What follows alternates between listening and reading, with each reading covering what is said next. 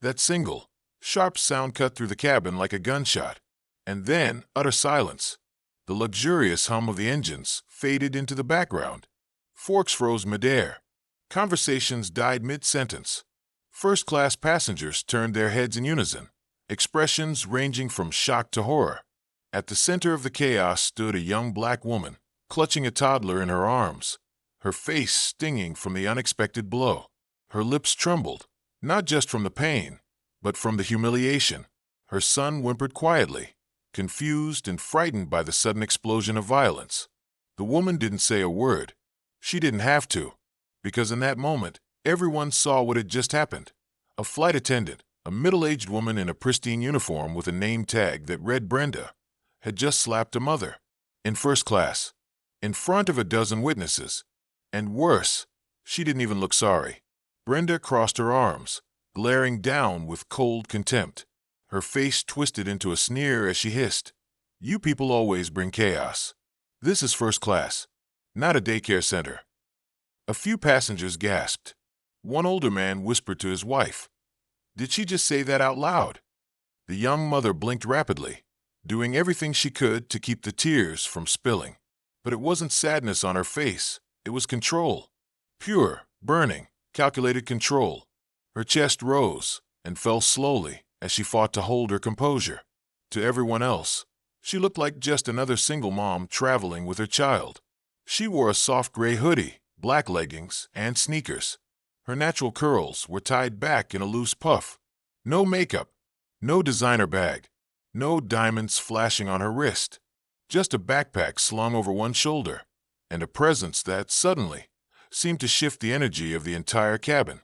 Because what Brenda the flight attendant didn't know was that the woman she had just laid hands on was Savannah Miles, one of the most powerful tech entrepreneurs in the country, and more importantly, the owner of the very private fleet of aircraft that this airline leased their planes from.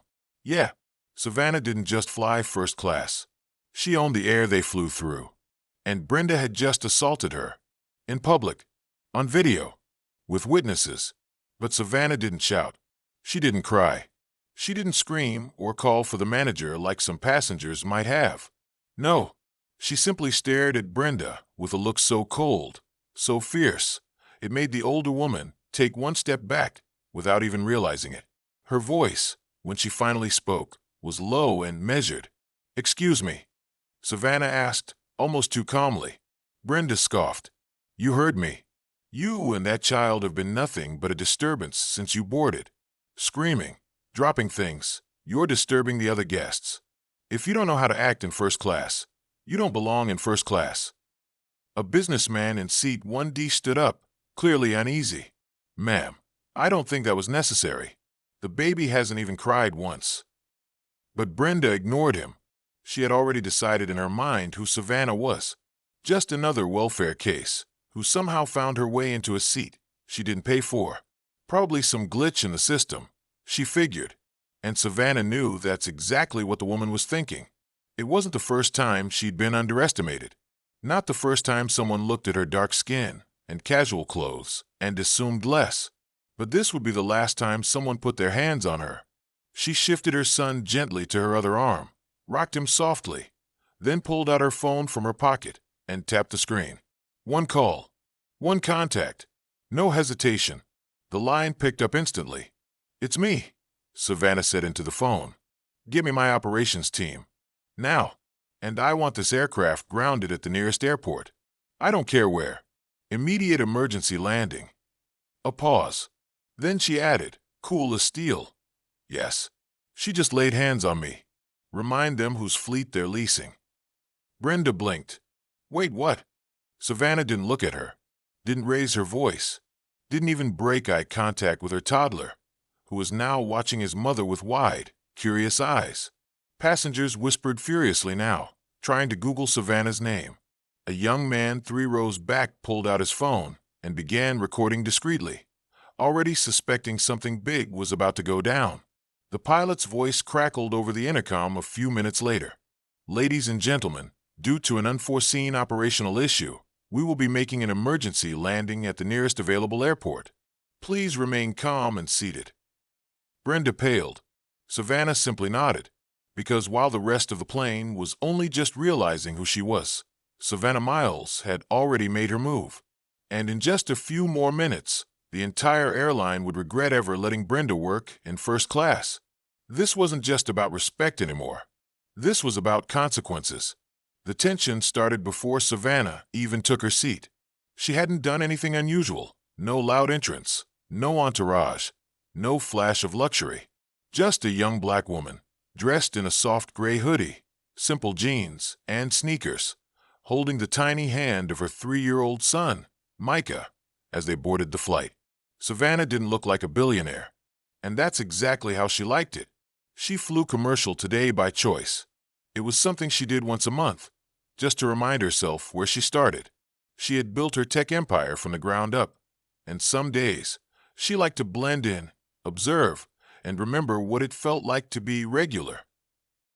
No assistants, no headlines, just a mother and son heading to New York. But the moment they stepped into first class, everything changed. Brenda, the lead flight attendant, spotted them instantly. Her lips curled the moment she laid eyes on Savannah, and then dropped all the way to the floor when she noticed the toddler beside her. Her tone was sharp, professional only on the surface. "I'm sorry, ma'am, but economy is that way," she said, blocking the aisle with her perfectly manicured hand. Savannah blinked, surprised but calm. "This is my seat, 2A. Brenda didn't even glance at the boarding pass Savannah offered. "I think there's been a mistake. This section is first class. You'll need to head to the back." The words "to the back" stung more than she let on. Savannah had heard them her entire life, in stores, in schools, in meetings. And now, even after everything she had accomplished, here they were again, on a plane she technically owned.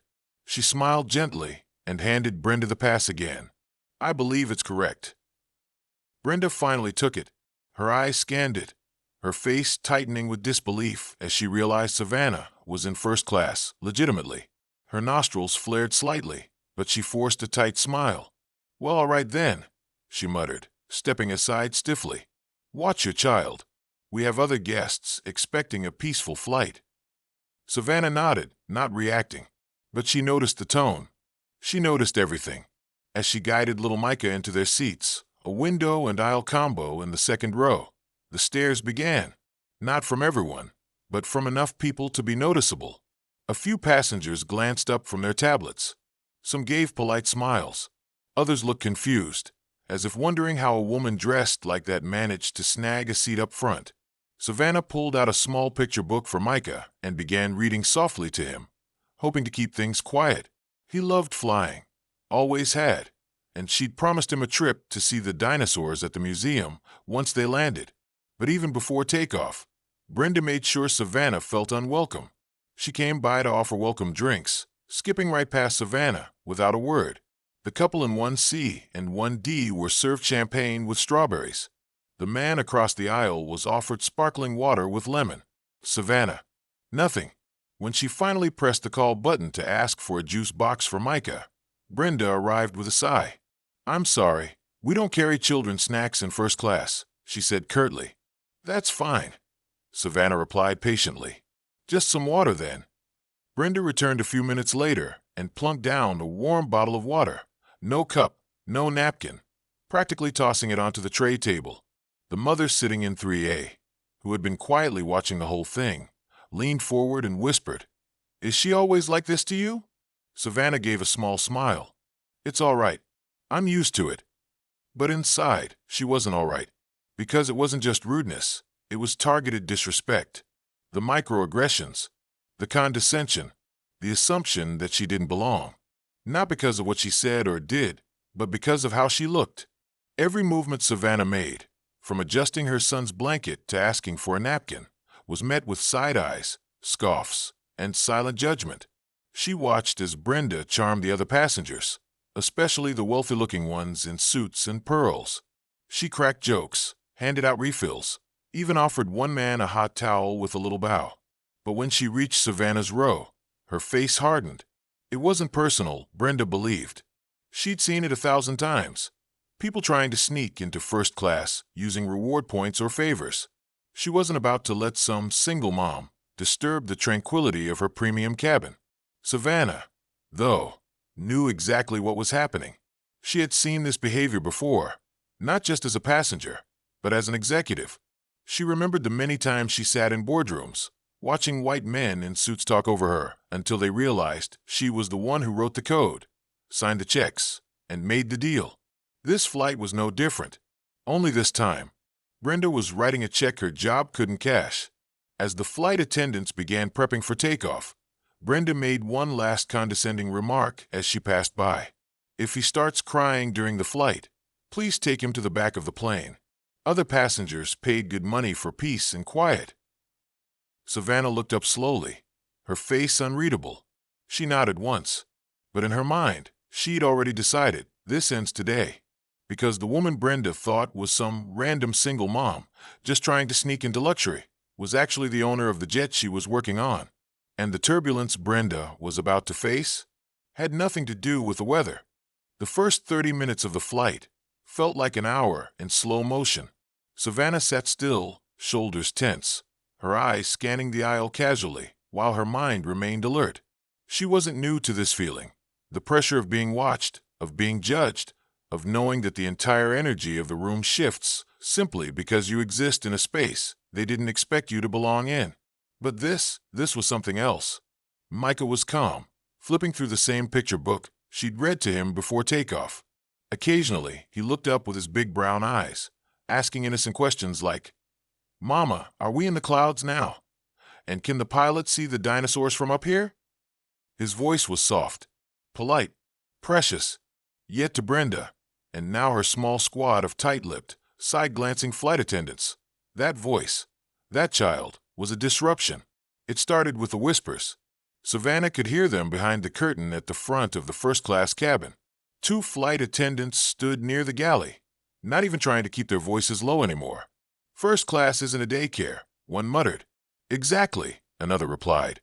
"I don't care who she thinks she is. That kid should have been in the back." They weren't just being rude.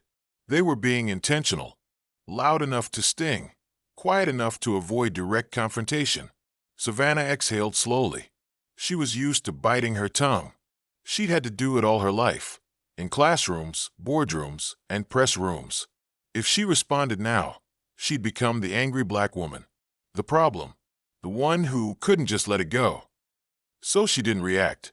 Instead, she adjusted Micah's seatbelt, tucked his blanket in tighter, and asked politely when Brenda passed by again, "Could I get a small cup of warm milk for my son, please?"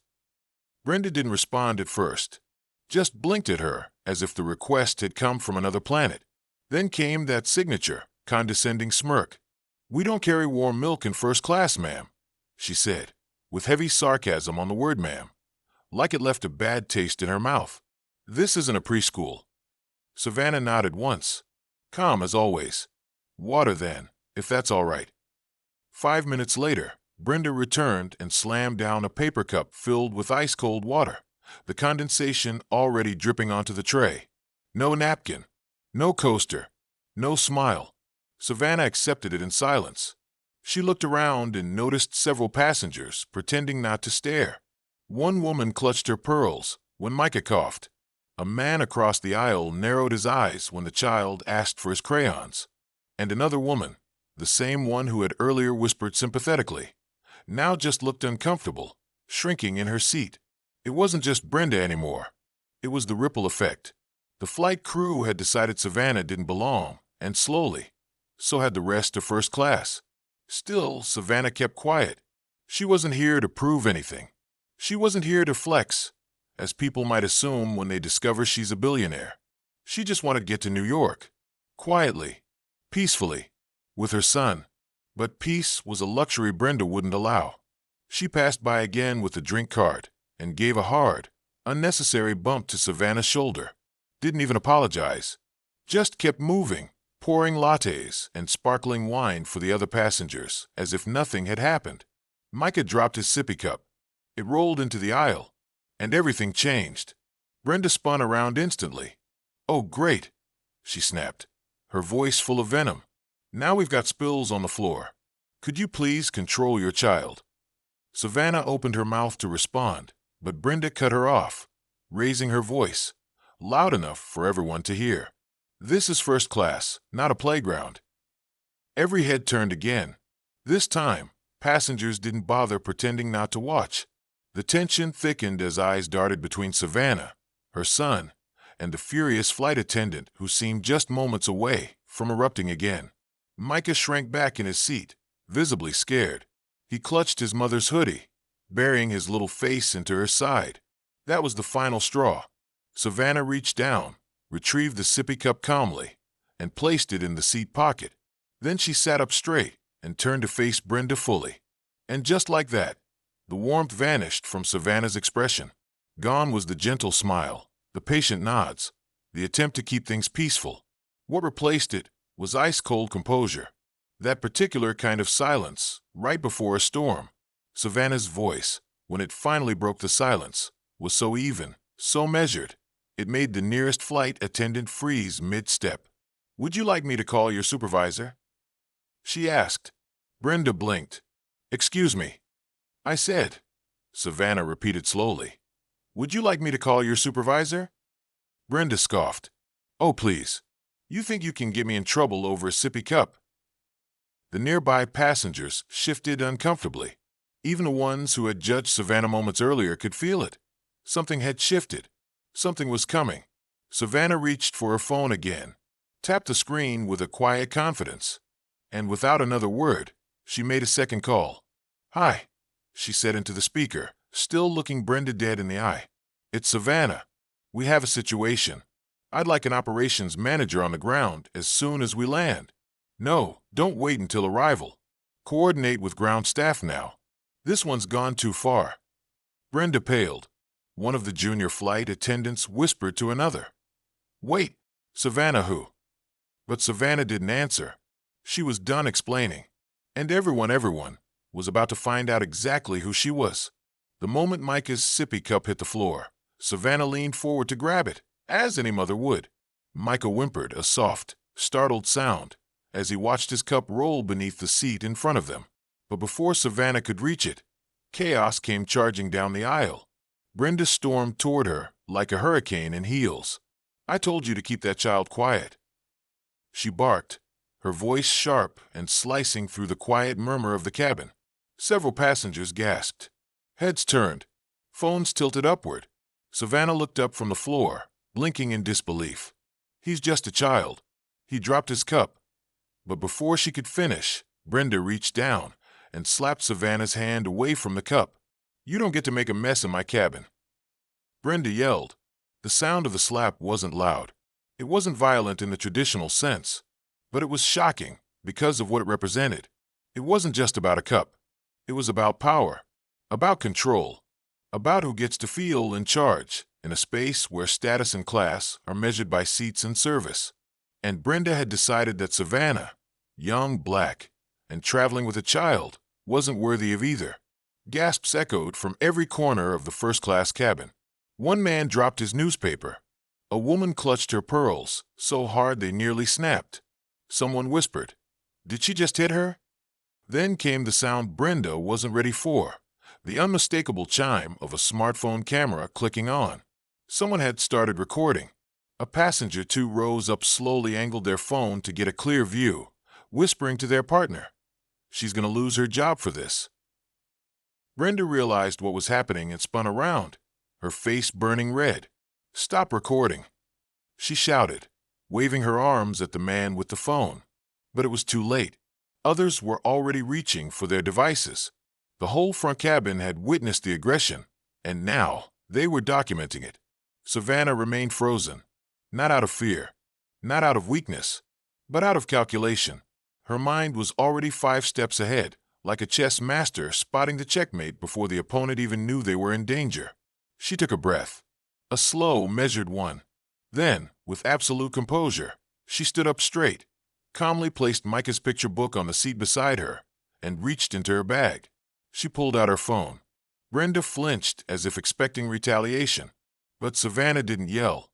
She didn't cry. She didn't even raise her voice. Instead, she pressed a single contact button, labeled only as PR Ops Urgent. "Okay," she said aloud. Her voice was calm, controlled, and deadly clear. "I've had enough." Brenda's smugness began to crack. Who exactly do you think you are?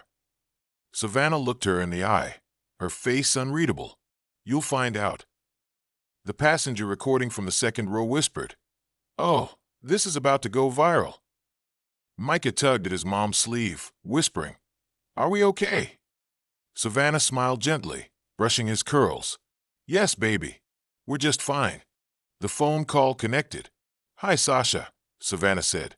Yeah, go ahead and issue the statement. Use the pre-approved draft from last quarter.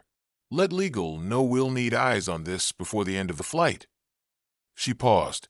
Also, ground security should be waiting for us when we land. Brenda stared, confused. Wait, statement? Legal. Then it clicked. Her eyes darted to Savannah's wrist, and the elegant platinum bracelet engraved with an insignia she should have recognized earlier. Suddenly, the dots connected. Savannah wasn't just some random mom in first class. She wasn't just a rich passenger. She was Savannah Miles, the billionaire tech mogul who made international headlines last year after acquiring a majority stake in Skybridge Aviation, the very company leasing this fleet to the airline. In other words, Brenda had just assaulted her boss's boss's boss. A ripple of whispers moved through the cabin as passengers overheard the name. Wait, is that Savannah Miles? The app billionaire? She owns the airline. Brenda's smugness cracked completely. Her face drained of all color. I didn't know, she stammered, her voice suddenly much softer, much smaller. Savannah's tone sharpened. No, you didn't care. You saw a black woman with a child in first class, and you decided she didn't belong. That's all I needed to know. Brenda opened her mouth to speak again, but nothing came out. For once, she was speechless. A junior flight attendant approached slowly, clearly rattled. Ms. Miles, is there anything I can do? Savannah looked at her. Yes, she said. Give me the captain. The junior attendant nodded quickly and hurried off. Brenda backed away, hands trembling. I didn't mean to. Savannah didn't answer. She didn't need to. Her presence now said everything. She sat back down calmly, placed Micah in her lap, and resumed reading his book, as if the firestorm swirling around her wasn't even happening. And yet it was happening. Big time. By the time the plane began its descent into New York, the video had already hit social media. The original clip was posted with the caption, Flight attendant slaps a black mother in first class. Turns out she OWNS the airline. It exploded. Retweets, shares, celebrities weighing in, journalists tagging the airline for comment. The airline's PR team would be in full meltdown before the wheels even touched the runway. But Savannah, she was calm, collected, and completely in control. Because the moment Brenda raised her hand, she didn't just slap a passenger. She slapped a powerhouse. And now, the skies would never be the same. Savannah stood silently as the junior flight attendant scurried off to find the captain. Her son, Micah, was settled comfortably in her seat, now happily munching on the animal crackers she'd packed in her carry-on. She leaned down, gave him a gentle kiss on the forehead, and whispered, Mommy will be right back. Then, with the grace of a woman used to running boardrooms and billion-dollar negotiations, Savannah stepped into the galley, the cramped area where flight attendants usually gather to gossip, sip coffee, and pretend not to judge passengers. But today, that space turned cold and silent the moment she entered. Brenda was still standing nearby, her hands shaking as she pretended to arrange the snack cart. Her eyes darted to Savannah, then to the exit door behind her, as if calculating how far she could run if things got ugly. Savannah didn't spare her a glance. She was focused now. She pulled out her phone and calmly pressed a single contact. It rang once. Then a voice answered, chipper and unaware of the storm brewing. Ops, this is Ryan. Savannah didn't raise her voice. She didn't need to. This is Savannah. Immediate pause. Ma'am. Yes. Good afternoon. Get this plane grounded, she said coolly. Immediately, there was a beat of stunned silence on the other end. Is everything okay? No, she replied. That flight attendant, Brenda, just slapped me. In front of the entire first-class cabin. Someone already posted the video. You'll see it trending in about 5 minutes. Ryan was silent again, She could almost hear the blood drain from his face. Oh my God. Savannah cut in before he could start apologizing. Don't waste time. Divert the flight. I want this plane on the ground at the nearest available runway. Yes, ma'am. Right away. And one more thing, Savannah added, her voice like ice. Remind the airline, whose name is on the lease agreement for this entire fleet. Yes, ma'am. We'll initiate the command now.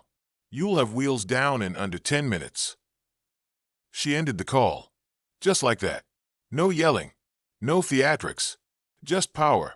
Just a woman who owned everything in the sky around her, finally reminding people who they were really dealing with. Savannah returned to her seat, calm as ever. Micah looked up and asked, Mommy, are we going to see the big city? She smiled and held his hand. Soon, sweetheart. We're just making a little stop first. Minutes later, the overhead chime dinged 3 times, a sequence reserved for emergencies. The captain's voice came on over the intercom, rattled but composed. Ladies and gentlemen, this is your captain speaking. Due to unforeseen circumstances, we will be making an emergency landing at the nearest available airport. We ask that you remain calm, seated, and buckled as we prepare for descent. A wave of confusion swept through the cabin. Passengers looked at each other, puzzled.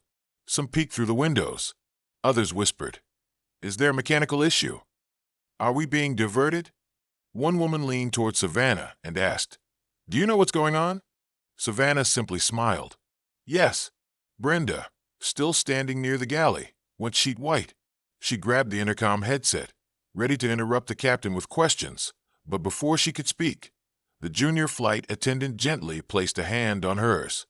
It's already been decided, she said quietly. Corporate sent the order directly. The captain has no choice. Brenda's hand trembled. She looked across the cabin again at Savannah, this time not with superiority, but with something that looked a lot like fear. She had messed with the wrong woman. This wasn't just a passenger with an attitude. This was a billionaire, the woman who owned the planes. Brenda turned and ducked behind the curtain, her mind spiraling as she realized what was coming. A forced landing, a formal investigation, headlines, hashtags, and possibly her last day in uniform. The descent began. The hum of the engine dropped slightly, and the wings adjusted as the aircraft tilted downward. Savannah sat silently, holding Micah close as the wheels met the runway 20 minutes later, much sooner than anyone on that flight had planned. When the jet slowed to a stop and taxied toward the emergency tarmac, there was another surprise waiting. A row of black SUVs lined up on the edge of the runway. Beside them, local airport police, TSA officials, and a man in a crisp navy suit holding a clipboard, already scanning the tail number of the aircraft. Passengers started murmuring louder. What in the world? Are we being arrested? No way. This is something bigger. As soon as the plane came to a full stop and the seatbelt sign dinged off, the captain stood at the front of the cabin, pale and tense. He didn't make eye contact with anyone. A flight operations supervisor boarded the plane within seconds and walked straight up to Savannah. Ms. Miles, he said with a respectful nod, are you and your son all right? We're fine, Savannah replied. But your employee, she nodded toward the curtain, has some explaining to do. The supervisor nodded grimly. Security will escort her from the aircraft. We've already flagged her badge. She's officially relieved of duty. Passengers watched in stunned silence as the curtain was pulled back and Brenda was asked, no, ordered, to step forward. She tried to protest, but the supervisor raised a hand. You'll have the opportunity to make a statement. For now, you're being removed. Cameras flashed. Passengers whispered. Some even cheered. Savannah didn't gloat. She didn't need to. She just turned to Micah and whispered, Time to get off, baby. He nodded. As they exited, the entire cabin watched her, not just with awe, but respect, because in less than an hour, one comm call from a mother-turned-mogul had brought an entire plane and a bigoted system to its knees. And this was only the beginning. As the wheels hit the tarmac, security officers and airline executives were already waiting at the gate. Savannah calmly walked off the plane, still holding her son, flanked by 2 members of her private legal team, who had flown in midair from another plane. Brenda stepped out behind her, expecting to be congratulated for handling a difficult passenger. Instead, she was handcuffed. "You just assaulted your boss," one officer told her. Brenda looked confused. "My boss?" Savannah turned around, cool and collected. "Next time you decide to slap someone, make sure it's not the woman who signs your paycheck." Within hours, the passenger-recorded video hit the internet. "Flight attendant slaps black single mom. Gets instant justice," the headlines read. Millions watched as the world learned the truth. Savannah Miles, single mom, software mogul, and owner of one of the largest airline leasing companies in the U.S., had been humiliated and then served justice without raising her voice. People praised her calm, her power, and her humility. The airline CEO made a public apology and promised full internal investigations. But Savannah wasn't done. She canceled her entire leasing contract with the company, pulling 30 planes from their fleet overnight. Stocks dropped. Shareholders panicked. Brenda? She was fired, banned from flying commercially, and sued for assault. Savannah released one statement to the press. "I didn't speak up because I'm rich. I spoke up because too many single moms, too many women of color, get treated like they don't belong in places they've earned. I'm done staying quiet." The world applauded. What started as a slap turned into something far bigger, a message heard across the country. Savannah didn't ask for the spotlight. She wasn't looking to trend. She was a mother, a woman, a passenger, just trying to get from one place to another with dignity. But when that dignity was stripped away in public, on a plane she owned, she didn't scream or shout. She didn't threaten lawsuits or demand headlines. She made a single, quiet call. And in doing so, she reminded the world that true power doesn't make noise. It moves mountains silently. By the time Savannah and Micah reached New York, the story had gone viral. The video of Brenda's slap and Savannah's calm response was now trending under hashtags like #FlyWithRespect and #MotherOnAMission. News outlets were already spinning headlines like, "Single mom billionaire grounds plane after assault in first class." "Don't judge a hoodie. Meet Savannah Miles." But Savannah wasn't interested in interviews or applause. Instead, she released a short statement to the public that said everything without naming names. Respect should never be reserved for suits and ties. It should extend to every person, regardless of what they wear, how they look, or who they appear to be. As a mother, a woman of color, and a business leader, I'm not new to being underestimated. But this isn't just about me. It's about making sure no woman, no mother, no child ever feels like they don't belong. We don't all own the plane, but we all deserve to fly with dignity. The statement struck a chord. People from all backgrounds shared their own stories of discrimination, of judgment, of being told they didn't look the part. Airline CEOs scrambled to tighten training protocols. The airline Savannah's fleet leased planes too. They released a full apology and quietly terminated Brenda's contract. But for Savannah, this wasn't about revenge. It was about reclaiming the narrative. It was about showing her son that you can defend yourself without losing yourself, and that being underestimated can sometimes be your greatest weapon. Because sometimes the people flying the highest are the ones you overlook. Sometimes the woman in the hoodie, holding a toddler, quietly boarding first class, is the same woman who writes the checks that keep the airline in the sky. And sometimes a slap meant to belittle becomes the moment that changes everything.